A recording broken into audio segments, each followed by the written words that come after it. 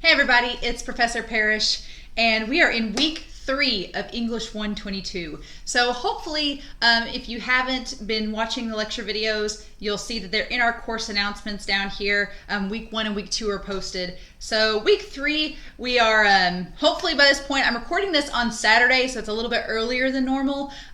Hopefully you've been working on your thesis statements for paper 1 and the discussion forum and the first reading response. And we'll talk a little bit about that first reading response here in just in a little bit after we examine our slideshow for this week's chapters. But so far, the discussion forum posts you all have been doing have been wonderful. I've really enjoyed the selections that you all have made for your favorite story and the elements of prose that you think are most effective and least effective. I'm actually going to post to the forum, but I'm going to wait till Sunday to post. I know I'm bending the rules, but I'm going to post actually and give you all my response. But I have been reading your posts and they've been really, really good so far. Some of you have made some great choices and some choices that I've even seen too, like Doctor Who and Doctor Sleep, lots of doctor choices. But I've really enjoyed them, and you guys are doing a great job on the discussion forums. And so far, the thesis statements that I've seen for paper 1 have looked great. So I'm going to hopefully get back to you all by Sunday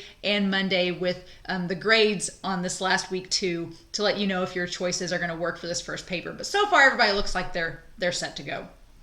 So with week 2, what I want to talk about is what's going to be due this week. So I'm going to go over here to the course content and kind of view week 3. So if you scroll down, scroll past week 2, week 3 we only have 2 assignments, so yay. We are going to look at chapters on point of view and symbolism today, which are pages 180 to 182 and 217 to 221 in your Discovering Literature textbook. So not a lot of pages to read this week, so just make sure that you examine that and watch this video. The outline is going to be due, and I'm going to talk about that here in a moment, and then the discussion forum, and just start working on paper 1. Those are the key things to do this week. Just work on your draft for paper 1, and then I'll talk about the outline and talk about the discussion forum. So as far as the discussion forum goes for week 3, I'm going to scroll to that. I'm going to go to our discussion forum assignment. Week 3 is comparing styles in stories. So I love these 2 books. In graduate school, when I was getting my master's, we had to read these 2 books in one of my authorship classes. Beautiful Boy, which they just made a movie about last year, the year before last, and then Tweak. Both of these stories are about Nick Sheff. They're nonfiction. So if you're wanting to have a little nonfiction, this is the week that we're going to explore nonfiction versus fiction and prose. Beautiful Boy is about David Sheff, a father who's also a journalist, and he discusses his relationship with his son Nick and how he felt and his reaction to his son's addiction to drugs and what he did like during his son's rehab and things like that. Tweak is actually from Nick's point of view, the son. Nick, when he was in rehab, wrote Tweak about his experience rehabilitating himself and about his addiction. And they're both really, really good stories, especially because you know they're true. So, but it's interesting because these are 2 accounts from different points of view, one from the son and one from the father. And in my class in grad school, our class is actually split in half. And one half of the class read Nick's story first, and the other half read David's story first. And then we switched, and we read the other book. And then we all came together and talked about whose perspective we thought was most correct. Because some people argued that, Nick was addicted to drugs during part of it, so were his memories accurate, or were they influenced by the drugs that he was addicted to? And others were like, well, what about the dad? The dad wasn't actually going through the process, so is he totally accurate? And so it was all a question of looking at the same events through 2 different perspectives, 2 different points of view, and examining who's more accurate, or does it even matter? So it was very, very interesting. So what I have here are 2 excerpts that describe, they both touch base on one specific scene that has happened to Nick, but it's from both of their perspectives. So the Tweak PDF here is actually, and I'll click on it to show you, it may take a little while to load. So if you're like, it's not loading for me, it may just take a while. It's a very big file, so just kind of humor it. let it load up. As you can see here, mine is taking a long time to load, and I have a pretty fast computer. And you can get, if you don't have Adobe Acrobat, you might need to get Adobe Acrobat to open this PDF. You might have to download that program, but it should be free for you to use. But you can see here, it's just 6 pages, but this is the first part of Nick's story. And you'll notice that Nick's attention to grammar and things like that is a little bit skewed, but there's not a lot of editing to this story. It's very much in his perspective. So, but this is the first part of Nick's story. I'm going to backtrack. And then Beautiful Boy, I'm going to pull up here, will look a little bit more refined because David Sheff is a journalist, so he can edit and do his own work there. But in both of these passages, they do talk about one event that's happened to each of them, and it's from their own perspectives.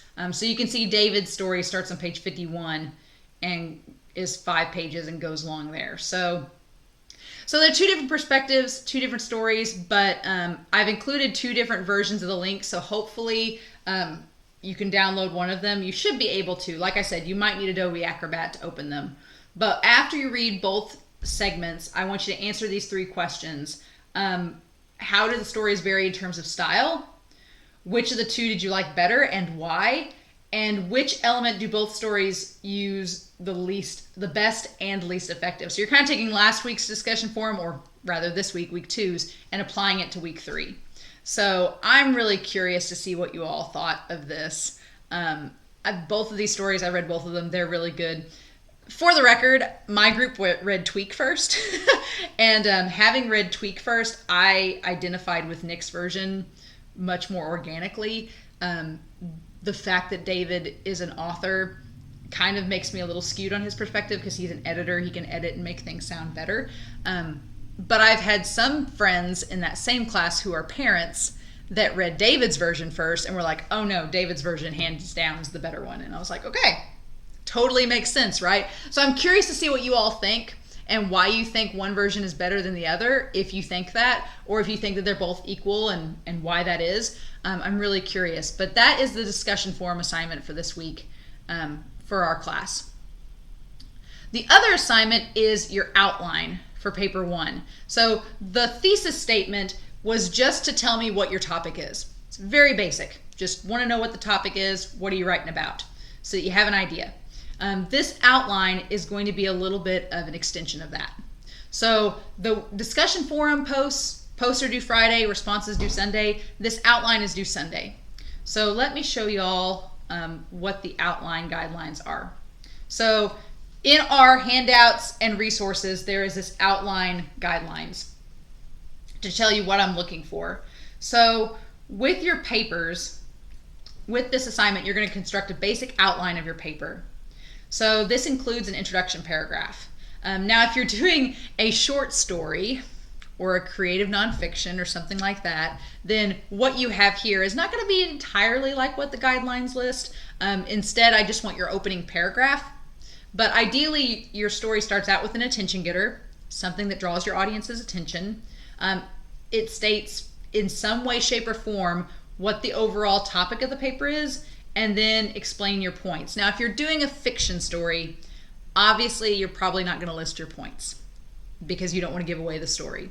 I understand that. The last bullet point here is really if you're just doing an analysis. If you're doing an analysis, then yeah, I want to know what your points are. If you're doing a short story or a creative writing piece, you don't have to include this because that would give away your whole story. Then what you do is in your outline, you're just breaking down the basic points. Now, if you don't want to give away any spoilers in your story, if you don't want to spoil me on the ending, you don't have to write that. You can just make a note of that. Be like, well, this is going to talk about something, but it's a spoiler detail. I don't want to reveal that yet. Understandable. Also note that these outlines are going to be evolving and changing as you write. So they're not set in stone. What you submit for week 3, I'm not going to compare and contrast it with your final draft. The reason why I'm having you all do this outline is because I am doing my best to have you avoid the procrastination monster. And that is the paper's due today, now I'll write it. Because I'll be honest with y'all, when I was in high school and my freshman, sophomore years of college, I hated outlines. I was like, this is stupid. This is pointless. I just want to sit down on Sunday when it's due and chuck out in 3 hours of paper and call it good. So I understand. But as college went on for me, and as the papers become more detailed and more complex, chucking out a paper in a few hours not only became harder, but the quality of my writing suffered. And I thought, okay, maybe I'll do this outline thing and see what it's about. And I am so glad that I did, because it has helped me immensely to focus my thoughts. To, if I get stuck in a corner, I can look back at this outline and go, okay, no, I got to stay on track. Here's where I'm going to next. And my outlines change. Like, I will add in points, rework points, but I'll at least have a structure to work on. That's what I want you all to do for this assignment, is just to give me a structure. It can be like my example outline here. This is more for like an analysis paper. It's pretty basic, but I just want this bare bones structure to show me exactly what you're doing. Okay. Now note in your conclusion, obviously if you're doing a short story or a fiction piece, you can just put work in progress on conclusion. That's fine. I don't want a full draft of your paper. I don't want that. I just want something bare bones, that I can see that you have a structure and an outline to work with. That's all I want. That's it. And it's worth 10 points, and that will let me know that you at least have something to help you guide you through the process of writing this draft. So that's the analysis, the outline assignment for your paper. And then the final thing today is to look at chapters on point of view and symbolism. You'll also notice in our Cengage handbook, if you haven't taken English 121 with us and looked through these passages before, planning and shaping are on pages 17 to 34. Just give those pages a run through. You may have looked at them through English 121. So if you've already reviewed those sections last semester or whenever you took 121, don't worry about it. But they have some nice strategies in the handbook of if you're planning a paper, how to get your outline started, things like that. It's all kind of connecting back to this outlining process, if you need to look that over. But let's talk about point of view and symbolism. So, get this down here. Point of view and symbolism, chapters 5 and chapter 6. Point of view starts on page 179 in our textbook. The idea is that we have a narrator, which is basically one who observes the events of the story. And there are many types of narrators. Stories have a lot of choices when it comes to how they want the narration of the story handled.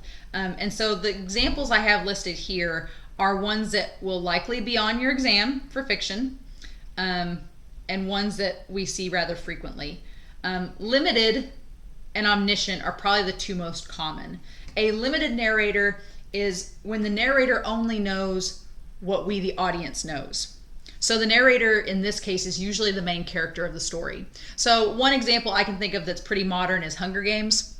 In the Hunger Games, Katniss's character is operating through a limited narrator perspective. We only know what she knows. So as she finds things out in the story, we as the audience find things out as well. And we're privy to the knowledge that she has, but that's it.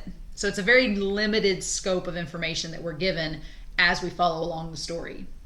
Omniscient narration, on the other hand, is where the narrator's all-knowing. The narrator already knows what has happened and what is happening, and we're just kind of a fly on the wall recounting events.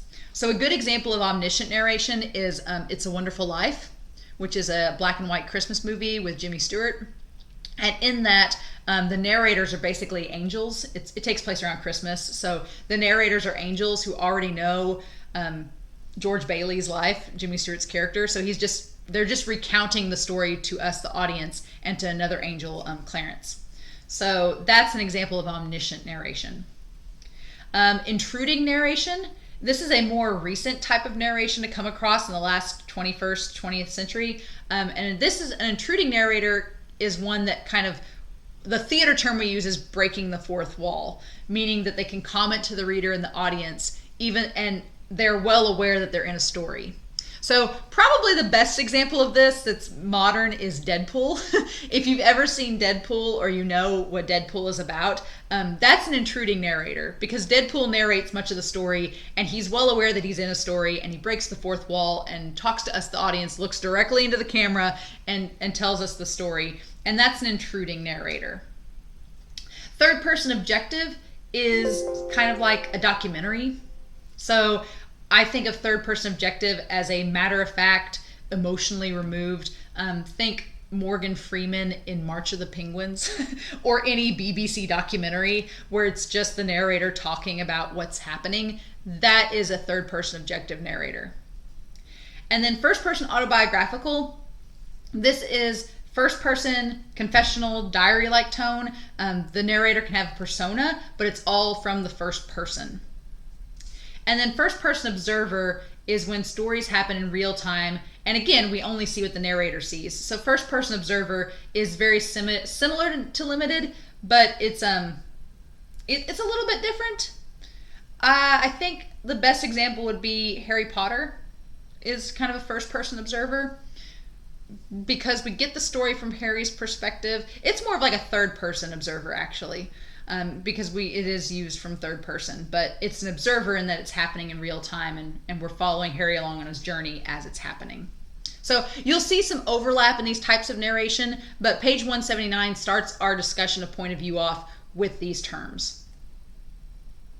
Again, we talked about this in the last video last week, but interior monologue is on page 182. And that is the narration that happens in a character's mind. It doesn't have to be linear. It can kind of jump back and forth between topics. And then we'll encounter a more physical, acted out form of this when we talk about the drama unit. So I'm not going to go into too much detail with interior monologue, but it does happen in fiction and nonfiction, just like it happens in drama. And then stream of consciousness is just narration that's free-flowing, jumping from one idea to the next. It's not very structured. Stream of consciousness. So chapter 6 is about symbolism, and that is on page 216. So with symbolism, we have a lot of different terminologies. So this slide is rather packed with information. So what I've done is talked about here the forms of symbolism that we find in literature and some examples of those forms. So the first one that we see here is a shared language symbol. And a shared language is one that means that an entire culture identifies the same with that symbol. So I would say for our culture, Western culture, culture in America, a stoplight is a shared language symbol. Because if you think about it, when you go to a stoplight and it turns green, what do? You keep driving, right? If it turns yellow, maybe you slow down, maybe you speed up. But if it turns red, what do? You stop, right? On most stoplights, especially near our college, are the words stop and go on those stoplights? No. But we stop and we go because it is understood what those colors mean. They have a symbolic meaning that is shared within our culture. So that's a shared language symbol. Like, we don't have to have the words stop and go illuminated in front of us. Those colors symbolize what we do in that moment. So that's that type of example. The opposite of that is a personal meaning symbol. And these are symbols that really only have meaning specifically to the author. It's just kind of like an inside joke to themselves. And maybe they'll tell the audience about it, maybe they won't. So an example of that I found is in The Simpsons, the animated show. Most of the character names, Matt Groening, who created The Simpsons, actually grew up in Springfield, Illinois. So most of his character names in The Simpsons are actually street names in Springfield. So like Homer Simpson is named after Homer Street. So, which is kind of funny. So a lot of the characters have names off of streets in Springfield, which is kind of cool. But that's like a personal meaning symbolism. It really is only beneficial to the author. The reader doesn't get much out of that. Symbols that are rich in associations have more than one meaning. So, for example, colors in stories can have lots of different meaning. For example, and you guys are going to be like, really? You're an English major and you're using this example? But I have to because it's genius marketing. The Twilight franchise, The apple, anytime I see a red apple held by two pale white hands, I think of Twilight. That is a rich in association symbolism, because those colors and those items in that cover have a lot of symbolism. The apple means certain things. The colors, they not only mean love, they mean blood, they mean, anger, they mean lots of different things. And then the pale hands have a symbolism too. And it's really good marketing. Whoever designed that book cover for Twilight is pretty genius, because it's great marketing strategy. It uses multiple layers of symbolism without giving anything about the story away, but still tells so much. And I know in the recent book that they released, Midnight Sun, it's a pomegranate going to like Persephone, the myth of Persephone, Greek mythology, tying back all of that. It's tying back to the fruit metaphor. There's a lot of things going on with the symbolism of those covers, and it's pretty genius. Whoever did the marketing for the books, they know what they're doing. But those are types of symbols that are rich in associations. Ambiguous symbols do not have a direct or clear meaning, but it's certain that there's some kind of symbolism going on. The author is trying to make a statement somehow, whether or not it's ambiguous or otherwise. So I like Twin Peaks. The TV show, it's not for everybody, but I love Twin Peaks. And one example of an ambiguous symbol would be the trees. The creators of Twin Peaks, the use of trees as symbolism, there's something there. And I can make a guess at what the trees represent, but it's never directly stated or referenced. The author doesn't come out and say, David Lynch doesn't come out and say, here's what the trees mean. It's just kind of left to our own imagination. And so that would be an ambiguous symbol. And then finally, we have full context symbolism. Symbols that don't necessarily have a full meaning until you get to the end of the story. And I would say the Mockingjay in the Hunger Games is a pretty good example of a full context symbol. It's a symbol that we see throughout the story, and we see in various areas, but we aren't really given any direct tie to what it fully means until the last book. So those are different types of symbols that you can use in stories to help give them a richer and deeper meaning and help your audience connect to the characters in the story more. Some people use multiple symbols like this, and some just choose one and run with it. But they're very helpful if you're trying to add depth and value to your stories. And then our final slide is talking about a few more terms in the symbolism chapter on page 220 to 221. Central symbol. This symbol is one in which the story actually revolves around it. It becomes the focal point of the story. So one of my favorite examples of this in more recent film and text is Downton Abbey. In Downton Abbey, the entire house becomes a central symbol. It becomes this structure where there's different classes and different societies, and when you go up the stairs, you go up in class, and it's a different world. And then when you go down to the kitchen at the bottom of the house, that's kind of like the lowest class. And there's so much symbolism on how this house is structured and where certain people are closed off from other people. Like, it's very, very symbolic, and it kind of becomes the center point of the story. The entire house does, and it becomes a central symbol. So that's a really good example, I think, of that term. The other two terms are naturalism, which is when you look at meaning through a raw, kind of organic view of symbolism. So for example, Jack London, he likes writing stories involving nature as symbolic. So How to Build a Fire, that story kind of has nature as an antagonist, and using nature as kind of like a metaphor. And then man, it's just generic man as metaphor, and the use of animals and color and nature. It's all very straightforward and to the point, but it's also very powerful. And then social protest, symbolism with a political or social aspect. And these are two of my favorite examples. I have very different views on them. The Jungle by Upton Sinclair, I love that book. If you've not read The Jungle, you should. The Jungle was about life in Chicago in the factories in the 1920s, like during the Industrial Revolution. And it's a really powerful piece of fiction. Upton Sinclair wrote it because he'd heard of all these things and stories and interviews about people working in the factories up in Chicago and like the poor working conditions, and people actually, for example, falling into sausage grinders. Like, they'd be these big grinders making sausage, and people would fall into them while working, and they would just keep going.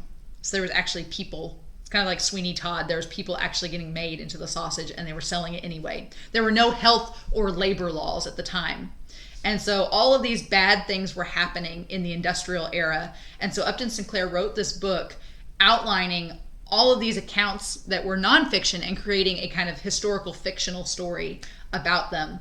And President Roosevelt at the time, or the president at the time, I don't think it was Roosevelt, I'd have to go back and look again, but the president was so moved reading this fictional story and then finding out it was based on true events that he actually got involved with Congress and legislation and had legislation made to help protect factory workers and help improve the standards of working conditions for these people working in these factories. So it's really incredible that Sinclair's work actually became a foundation for helping in better people's lives and the way that they were working in these factories. So that's really cool. And then Social Protest, also The Grapes of Wrath. That book. There's a lot of social and political statements in it, but I don't know. It's not my favorite. It's like I told you guys previous weeks ago, it's one of those books that makes me just chuck it across the room, especially the ending. I'm like, It's a long book, but if you like The Grapes of Wrath, you can definitely in discussion forum tell us all about it. So finishing off talking about Hemingway's works, Ernest Hemingway, great in Hills Like White Elephants. Some of you have commented on what you think the meanings of the symbolism is. The thing about Hemingway's works are that he never really comes out and says what the conversation between our two characters is about. He gives us hints, and some of you have caught on to those hints of what the procedure is. There's a common thought to what that is, and some of you kind of hit it on the head with what you think that procedure is about. A lot of the symbolism deals with the woman dealing with the choice that she has to make. Some people think it's an unborn child. Some people think that the decision and the procedure is an abortion. And the big takeaway from the story, one, is that even though it was written in the 1920s, like 100 years ago, y'all, 100 years ago, it still feels like a story we could read now and see happen now, which is impressive. And the other thing is that Hemingway directly makes the characters flat. He doesn't give them a lot of depth, a lot of detail. He keeps the story very minimalist so that it appeals to more people. So any of us can read this story and kind of fill in the blanks in our imaginations with what these characters look like, with what their trip is like, with how empty the conversation is. He leaves a lot to us, the audience, to imagine, which I think is powerful. So in your reading responses, I am going to reply to each of you with my thoughts about your answers, but so far some of you have had some really cool insights and some great ideas about what that symbolism means, and so I'm really impressed. So kudos to y'all. Y'all have been great so far. But that is all for this week. Like I said, if you have any questions about the outline or about week 3, please let me know. But otherwise, you guys have been doing great work in the class so far. I'm really excited to see how your paper topics develop these next few weeks into the outline and then to the draft. But if you have any questions, please feel free to let me know. Otherwise, I will talk to you all again soon. Stay safe and have a wonderful week, and I'll see you later.